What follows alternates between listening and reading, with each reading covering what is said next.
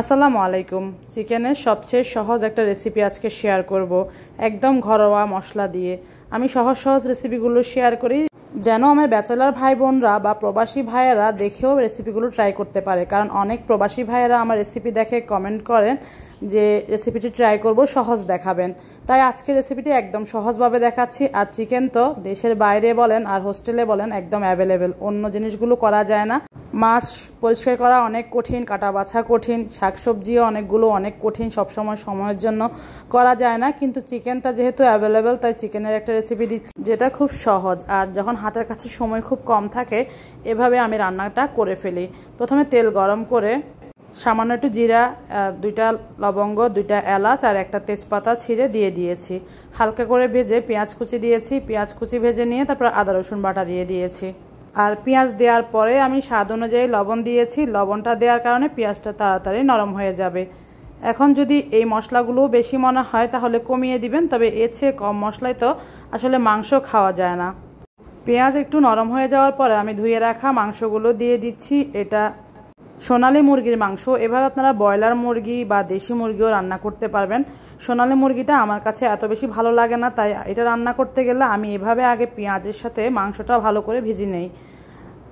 সব মশলা কষানোর পরে মাংসটা দেই না, এভাবে মাংসটা কিছুক্ষণ তেলের সাথে আর পেঁয়াজের সাথে ভেজে নিলে কাঁচা ভাবটাও চলে যায়, মাংসের কালারটাও চেঞ্জ হয়ে যায়, খেতেও ভালো লাগে।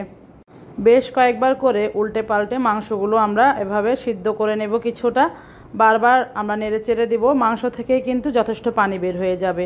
কয়েকবার এভাবে নেড়েচেড়ে দেওয়ার পরে মাংস যখন সম্পূর্ণভাবে কালার চেঞ্জ হয়ে গিয়েছে, সে পর্যায়ে আমি পরিমাণ মতো হলুদ, এই 1 চা চামচ জিরা ধনিয়ার গুঁড়া দিয়ে দিয়েছি। দিয়ে এখন এগুলো ভালো করে মিশিয়ে নিব। এই মশলাগুলো কিন্তু আমাদের রেগুলার রান্নার জন্য সবসময় আমাদের কিচেনে থাকে। তারপরে সেগুলো মিশিয়ে নিচ্ছি। আজকের রান্নাতে কোনো রকম টক দই, বাদাম বাটা কোনো কিছুই ব্যবহার করব না। একদম বেসিক মশলা দিয়ে বেসিক একটা রান্না দেখাচ্ছি।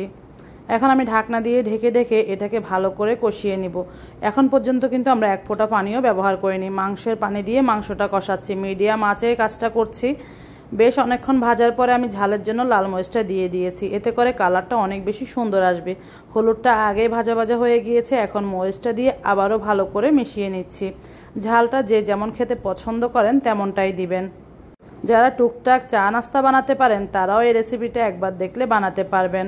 হয়তো যারা ভিডিও দেখেন তারা এর চেয়ে অনেক ভালো ভালো রান্না করতে পারেন, কিন্তু আমি আমার অল্প জানা থেকে যতটুকু জানি তাই আপনাদের সাথে শেয়ার করছি। একদম যারা নতুন আছেন তারা হয়তোবা একটু হলেও উপকৃত হতে পারবেন। তারপরে আমি পরিমাণ মতো একটু পানি দিয়ে নিয়েছি। চাইলে একদম ভুনা ভুনা করে ফেলতে পারতাম। যদি ভুনা ভুনা খেতে চান সেক্ষেত্রে কোনো রকম পানি আর ব্যবহার করবেন না। এই মাংসটা তেলের মধ্যে আগুন কমিয়ে 15-20 মিনিট শুধু নাড়াচাড়া করতে থাকবেন, দেখবেন ওটা কি পরিমাণ মজা হবে। কিন্তু আমি যেহেতু বাসার জন্য রান্না করছি তাই আমি হালকা একটু ঝোল রাখবো, তা নয়তো আমাকে আবার অন্য কিছু রান্না করতে হবে। এর মধ্যে আমি 2টা কাঁচামরিচ একটু ভেঙে দিয়ে দিয়েছি। তারপরে দিয়েছি আমি মাংসের গুঁড়া মশলা। এটা এই পর্যায়ে দিয়েছি যাতে করে মাংসের যে মশলার ফ্লেভার সেটা যেন একটু থাকে। তাই আমি এটা দিয়ে ভালো করে আবারও মিশিয়ে ঢাকনা দিয়ে ঢেকে রেখেছি। দেখতে পাচ্ছেন আস্তে আস্তে মাংস থেকে কিন্তু তেল বের হতে শুরু করেছে।